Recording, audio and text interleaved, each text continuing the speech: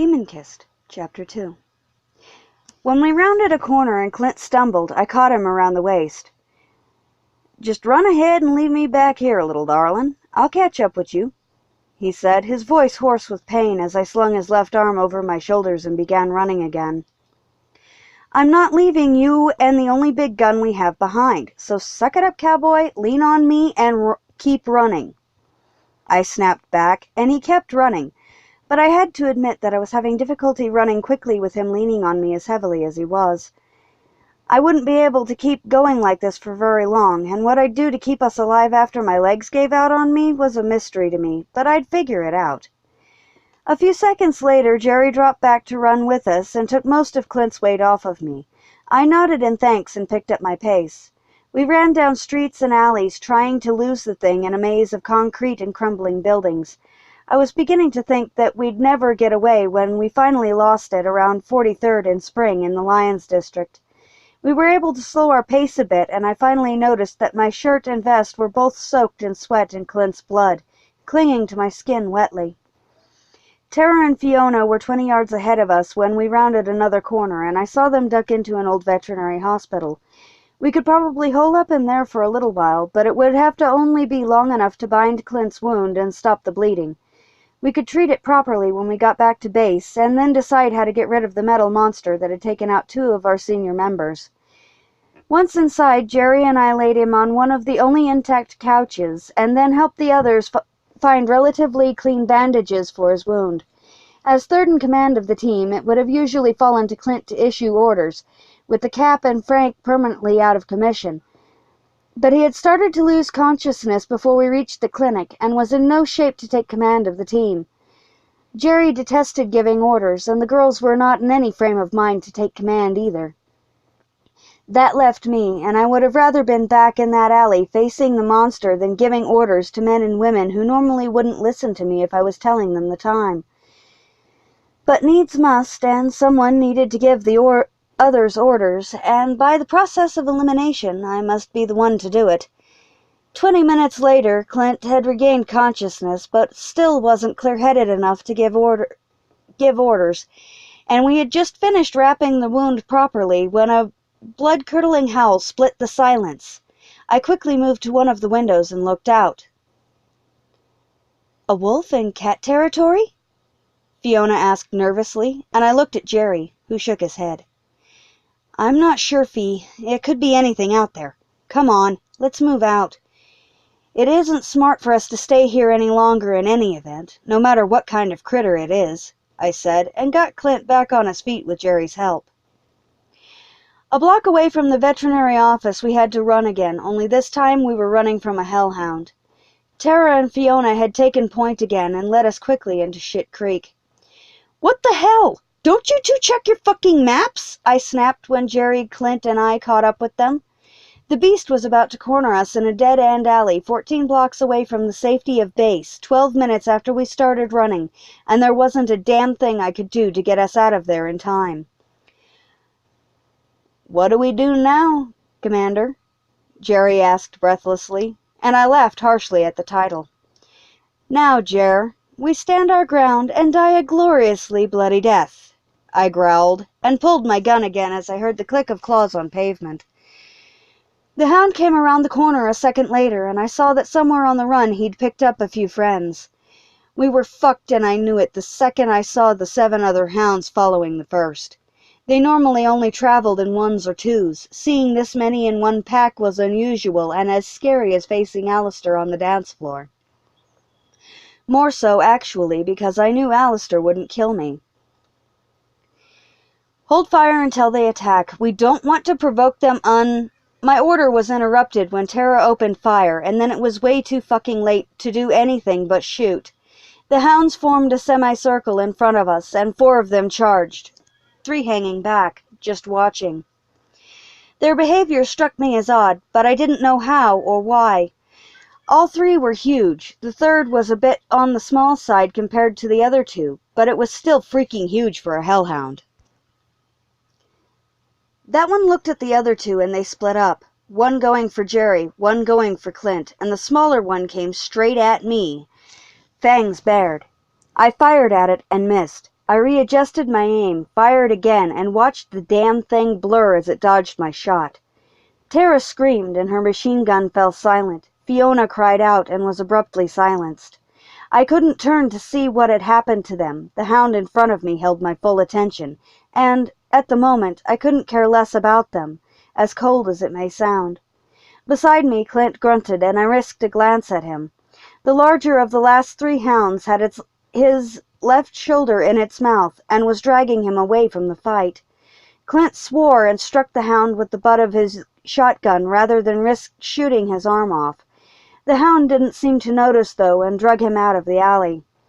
Jerry shouted at the same time the hound in front of me snarled, and I turned in time to keep it from latching onto my throat with its teeth by blocking it with my right arm. I felt the muscles in my arm tear under the pressure of the beast's surprisingly white fangs, and screamed in pain and rage. Looking the hound in the eyes, I noticed something else that was different about it. Its eyes were a reddish, dark amber color instead of bright orange, and those eyes were filled with human intelligence, human regret and determination. To do what, I didn't care to find out, and put the muzzle of my gun to the middle of the hound's forehead. Holding its gaze, I pulled the trigger and felt the bullet shattering bone as it passed through the already mangled flesh of my arm. I felt it as it tore through the skin of my upper thigh at a downward angle and screamed. The hound growled, dug its front claws into my shoulders, and slowly lowered itself back down onto all fours. Its claws shredded my shirt and vest, wrenching another scream from my throat as I felt them sink into my skin and shred it as well. I instinctively reached for my telepathic link with Jason and came up against a thick, black mental wall that blocked me. My mind blanked for a few precious seconds, and a voice whispered in my head, "I regret the necessity of my actions this night, but they will keep you out of his hands for a little while longer. Remember nothing of me or mine until we meet again, mia princesa." The voice had a rich Spanish flavor that was oddly soothing, and I blinked. When my eyes opened again, the hounds had vanished, and so had Jerry. I searched around the alley frantically with my eyes for both Clint and Jerry's bodies, but found no trace of them. Clint's shotgun was laying on the ground where I swore he had been standing not a second ago, and Jerry's .38 was laying right where he had been standing. Fiona and Tara were nearly unrecognizable. The 4 hounds had torn them up so badly. I bent down and tried to pick up the shotgun with my right hand, but my arm wouldn't work. I looked down at it, and a wave of dizziness swept over me as I saw the damage. How did that happen? I wondered dazedly, and grabbed the gun with my left hand. Hefting it in my functioning hand, I cradled it with my damaged arm and stood facing the entrance to the alley. We had fought as best we could, but without any holy water or blessed bullets, we never stood a chance, I thought, and swallowed hard. By the time Isaac arrived with reinforcements in response to the sound of gunfire, I was barely holding on to consciousness, and I was the only member of my team still standing, the only one still swearing. I had no idea why I was alive, though, why the hounds had killed the others and only hurt me. I was completely out of ammo and bleeding badly from several places. My vest was ripped, both my shirt and pants were shredded. My head felt like it was going to explode with the final thoughts of my female friends, and my heart felt broken at their loss. I was clutching Clint's shotgun in my hands, or trying to, anyway. Jerry's .38 was lying on the ground beside my feet, spent. Tara's machine gun was a melted pool of slag near the wall, and Fiona's 50 cal rifle was a twisted lump of metal laying only inches from what was left of her body. If I hadn't already been out of shells, I would have shot Isaac reflexively when he appeared in the mouth of the alley. As it was, he had to pry the damn thing out of my hands. "Aaron, what the hell happened out here?" he demanded, and caught me as I swayed unsteadily. Then he yelled over his shoulder, "Kane, get your ass over here and help me with her. I think she's lost too much blood and is going into shock." I lost consciousness soon after that. Over the course of the next week and a half as I recovered, we lost every adult member of the group except for Isaac and myself. I had gone out with the last 2 teams and sent out a transmission the day after the last team perished, in the vain hope that the citizens of Outer City would volunteer to help protect the community. Transmission 1, radio frequency 12. I am a defender of the community against those that would destroy it and enslave the people in it. Now things are going ass up again and I need your help. For years now, teams of hunters have kept the citizens of Outer City safe. But now I am all that remains of the hunters in Outer City, Chicago, and I need to assemble other teams to help defend the people of this city against a new threat from the shadows, the walkers. The report we received a month ago claims that the walkers can appear to be anyone, anywhere. Like a cancer, they are spreading far and wide, people, taking over the cities that we all worked hard to rebuild after the world went to shit and everything was destroyed. Please help me. My name is Aaron Malone and I am 26 years old. My entire team was killed a week ago by a walker and I need help from the citizens of this community. I don't care if they are preternatural beings or pure humans. Hell, I don't care if you are a full-blood demon or some kind of demonic shapeshifter. I would welcome you equally with open arms and enough weapons to outfit an army. I just need you to be willing to kill your own kind, whatever that kind may be, and able to hunt effectively at my side. Again, I am Aaron Malone and I need help. End transmission. Radio frequency 12, transmission 2. I sent a transmission for assistance 2 weeks ago and I still don't have a team. I am still on my own, fighting alone to protect Outer City, and sometime in the near future I will be killed and I will die alone out here unless someone, somewhere, helps me. Please, someone help me save our community. End transmission. Hope's a lying bitch that will keep you at her heels until she finally kills your dumbass just for the hell of it. From the Drunken Ramblings of Irenina McGrady. 2 weeks later, May 6th, 2035. This was just perfect. Isaac and I had been looking around Old Business District, or its more common name, the Jackal District, for a new base of operations when a vampire threw a dumpster at us out of the blue. He hit Isaac with it and narrowly missed me, but was I still back in the Jackal District looking after Isaac? No. I was running through icy rain, in the dark, after the slimy little fucker who threw the dumpster. Some might say that the chase was half the fun of hunting the undead. I say anyone who says that needs to be shot, repeatedly in the face, with an elephant gun loaded with rubber rounds. And to think my week had been going so well up until today. Not. "Get back here, you little punk!" I yelled, but did the vamp listen? No. He just ran down another alley. Come to think of it, I shouldn't even be able to see him, not if he was running full out. I kept running and watched my prey for about 3 more blocks. At every intersection he would stop for a second and look at the street signs, as though looking for a certain street name or address.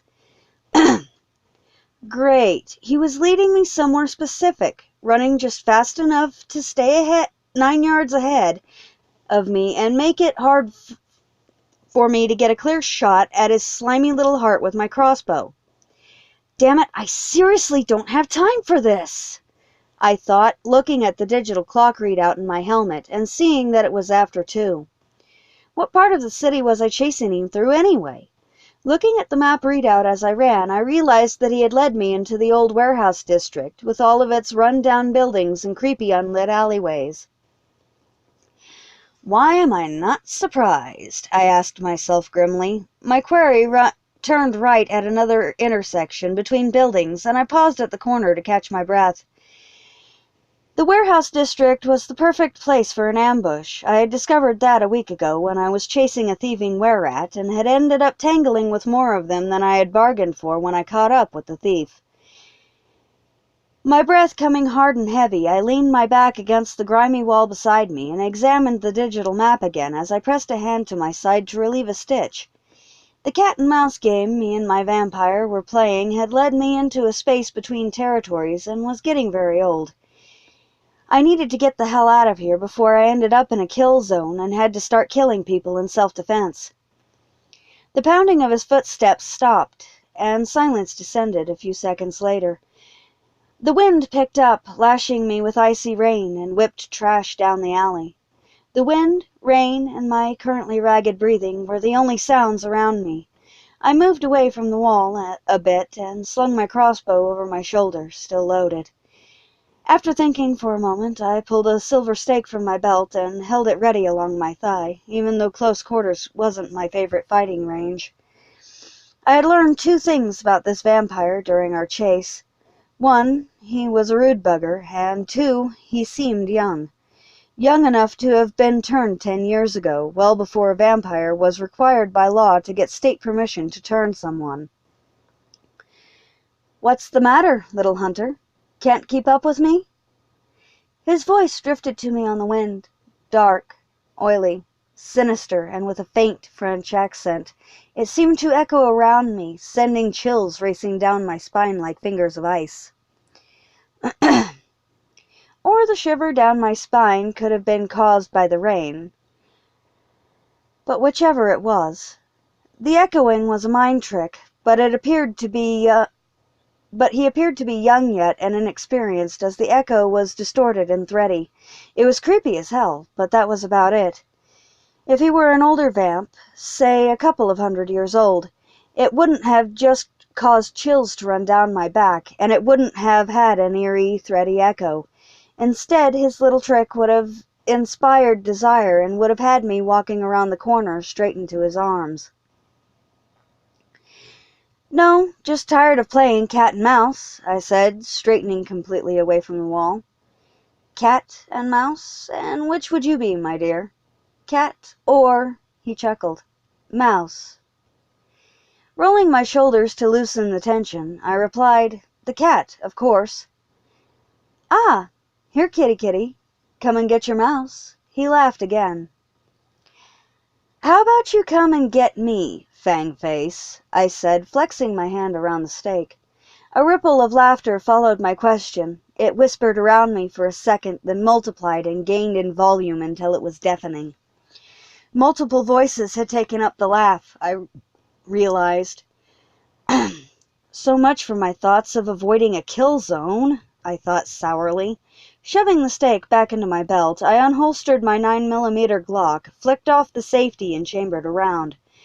The bastards were on the roofs all around me. I could sense them waiting up there. How it was I could sense them, I didn't know, but it had come in handy on more than one occasion, and I had come to rely on it a lot over the last 3 weeks. A chuckle sounded to my right, and I spun around, bringing my gun up into firing position as I did. Heart in my throat, I leveled the gun where the vamp's heart should be, only to confront the air, and mentally cursed. I hadn't sensed anyone behind me, and I had a strong suspicion of who it was, because I could never sense the bastard when he was near me. "So jumpy, little hunter," a voice said. This one was deeper and more sinister, despite the velvet tones he used when speaking. It was also completely familiar to me. "What do you want, Alistair?" I said, turning around in a small, tight circle, my gun held in front of me in a 2-handed grip.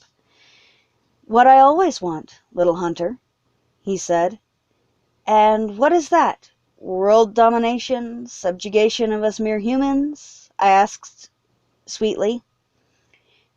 "No, little hunter. What I want is nothing that any other man would not want," he said. "Don't all men want dominion over the world and the subjugation of those around them?" I asked, trying to pinpoint where his voice was coming from.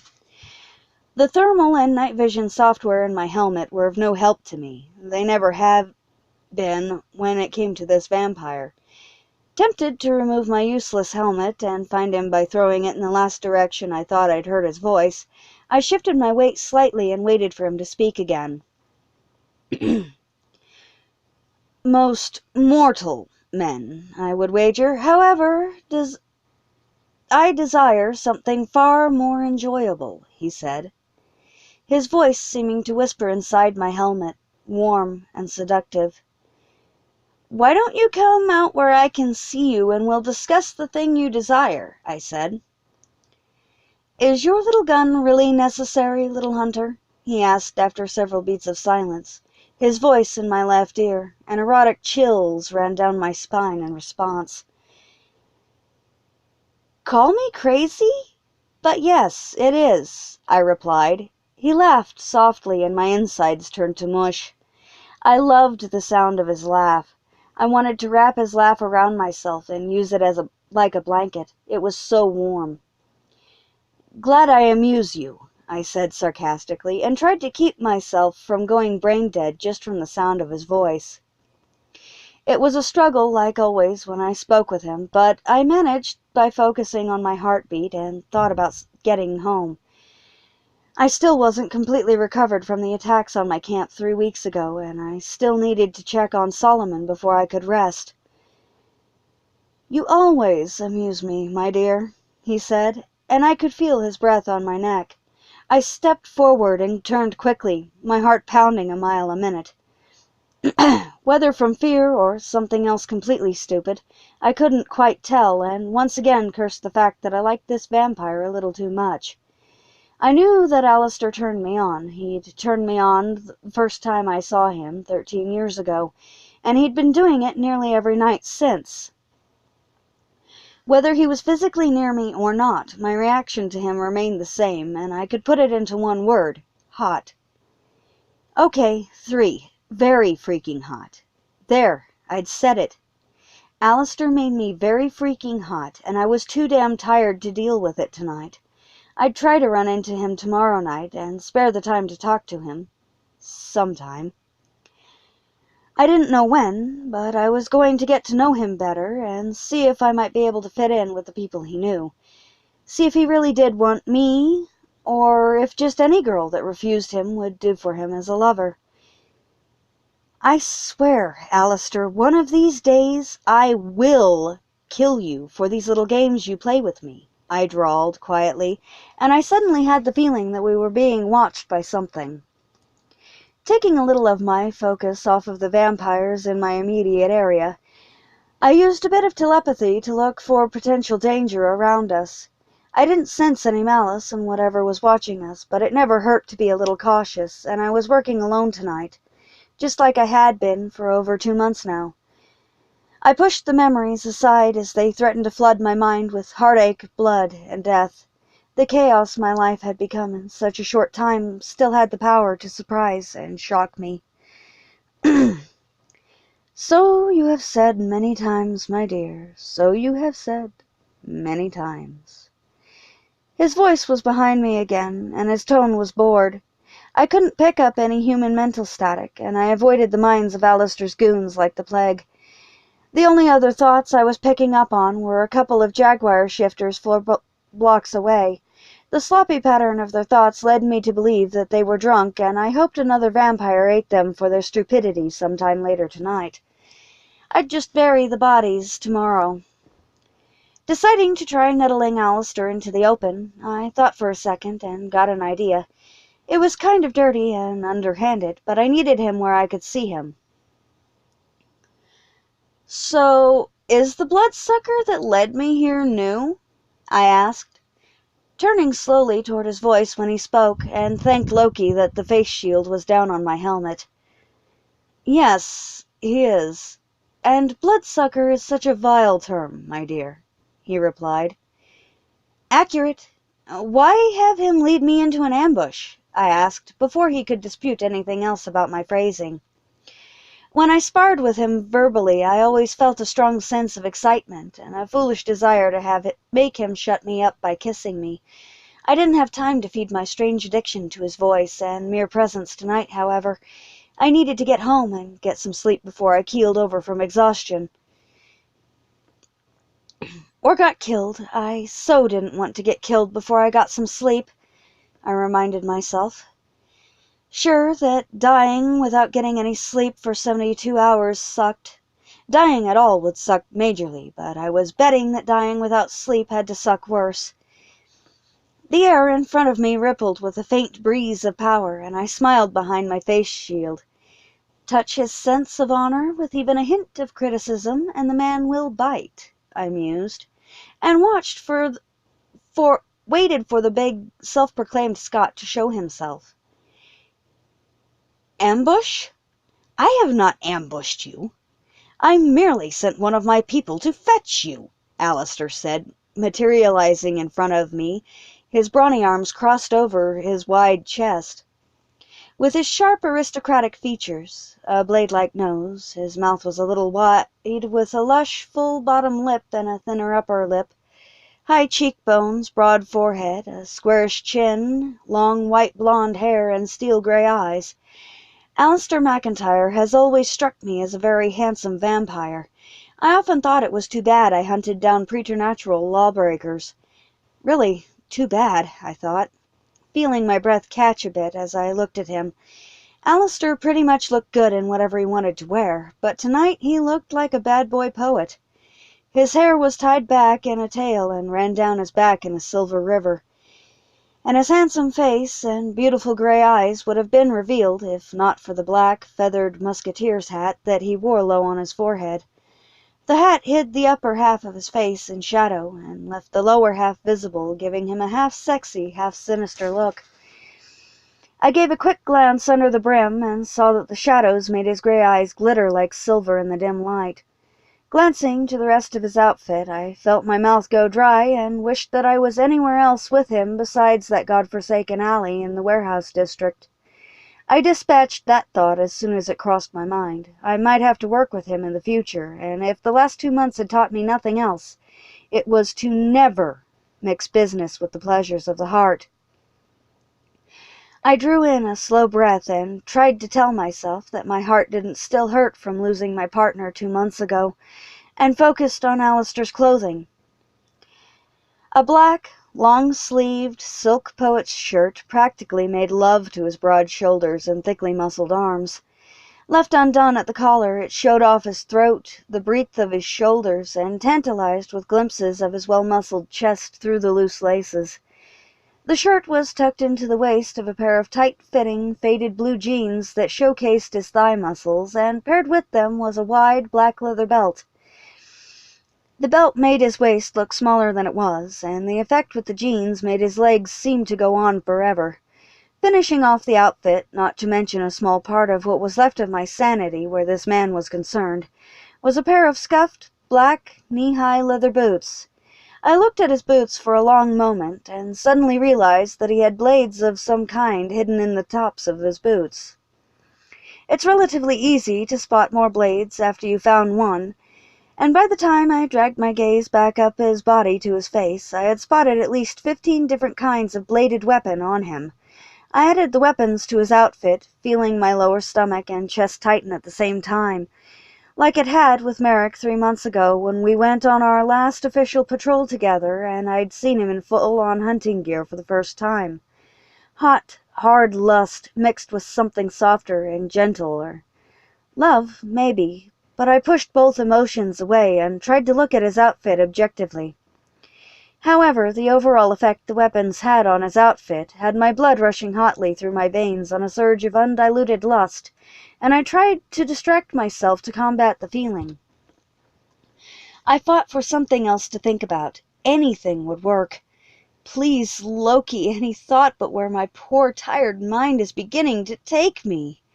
I thought a bit desperately as my mind headed straight for the bedroom, and forced myself to take in as many of the details about Alistair's face as I could. I always tried to see his face clearly each time I happened to run into him, but he never let me see all of him.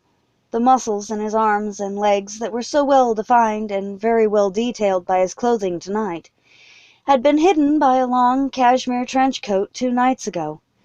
The muscles were most likely a leftover from his human life as a warrior, and I thought they were a bit too developed for whatever he was now. I also had to admit that I had my doubts about the country he claimed, and kept waiting for him to fess up. But still, overall, he looked drop-dead sexy for a man of well over 400, and I couldn't help playing Bon Jovi's You Wanna Make a Memory in my head. Fitting, I suppose. I can't seem to make anything but memories and friends with every supernatural man in the freaking city, I thought cynically, and sighed inwardly.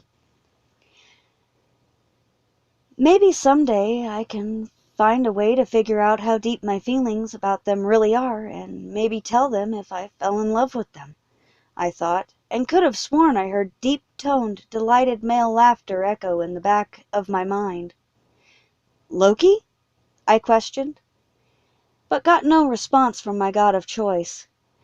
Not unusual, though, and it really didn't matter if my intentions delighted him or not. They were mine, and I would go through with them, some day, and it would beat the hell out of being alone. "See anything you like, my lady?" Alistair asked, his voice as smooth as silk, and I suppressed a shiver of reaction.